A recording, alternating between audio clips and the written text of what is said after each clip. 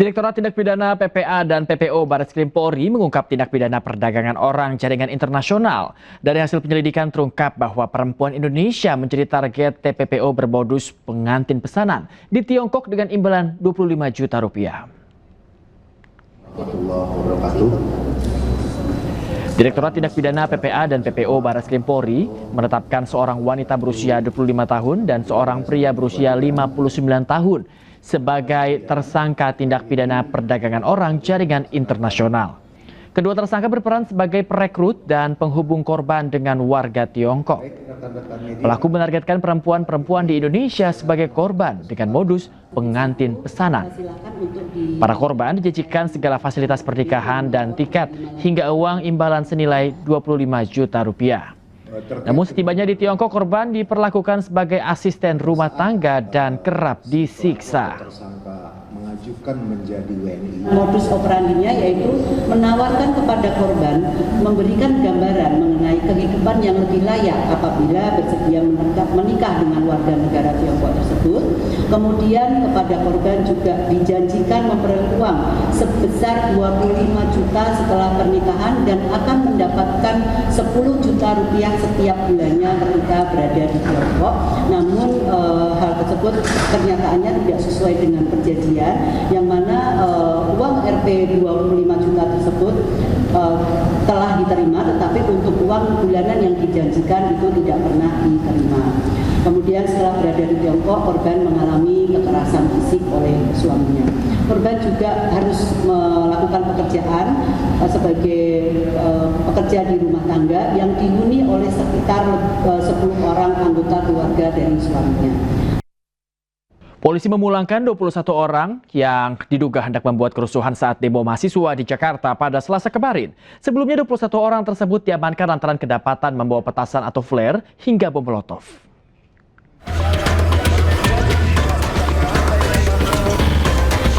Polda Metro Jaya menyampaikan perkembangan terbaru terkait 21 orang yang diamankan karena diduga hendak membuat kerusuhan saat demo mahasiswa di Jakarta pada Selasa kemarin. Setelah menjalani pemeriksaan, kini 21 orang tersebut telah dipulangkan. 21 orang ini bukan merupakan bagian dari peserta penyampaian pendapat ataupun aspirasi di muka publik. Jadi memang mereka datang mendengar akan adanya kegiatan-kegiatan penyampaian aspirasi.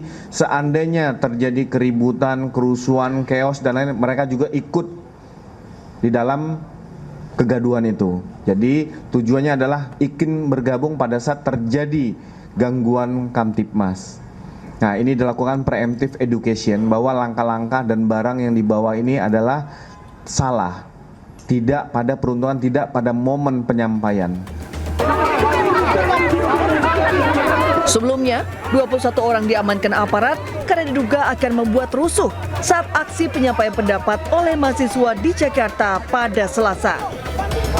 Mereka diamankan lantaran kedapatan membawa petasan atau flare hingga molotov. Diketahui, Badan Eksekutif Mahasiswa Universitas Indonesia menggelar aksi penyampaian pendapat di kawasan Bundaran HI, Jakarta Pusat. Sebanyak 8 tuntutan ditujukan kepada pemerintah. Dari Jakarta, tim liputan iNews melaporkan. Konvoi rombongan pesilat di kota Pasuruan, Jawa Timur dibubarkan warga pemirsa. Akibatnya keributan terjadi dan 2 orang ditangkap.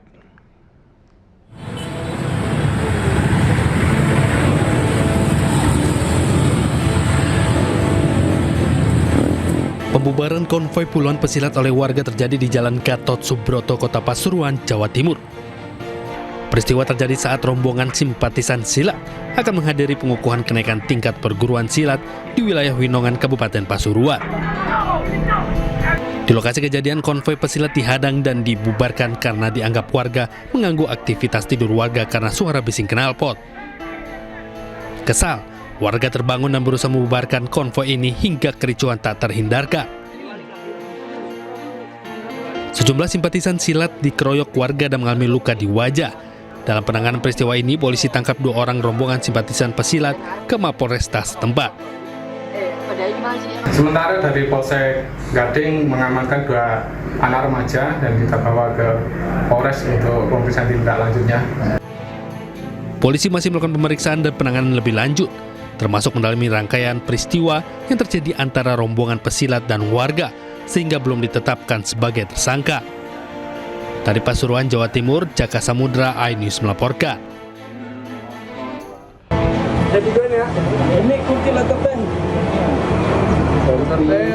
Polisi ringkus 2 sindikat curanmor lintas provinsi berbekal senjata api rakitan di Kota Tangerang, Banten. Mata kuncinya berapa? Penangkapan 2 sindikat pencurian motor ini merupakan hasil penyelidikan kepolisian. Penangkapan kedua pelaku curanmor ini terjadi aksi kejar-kejaran dengan petugas kepolisian saat aksinya diketahui petugas.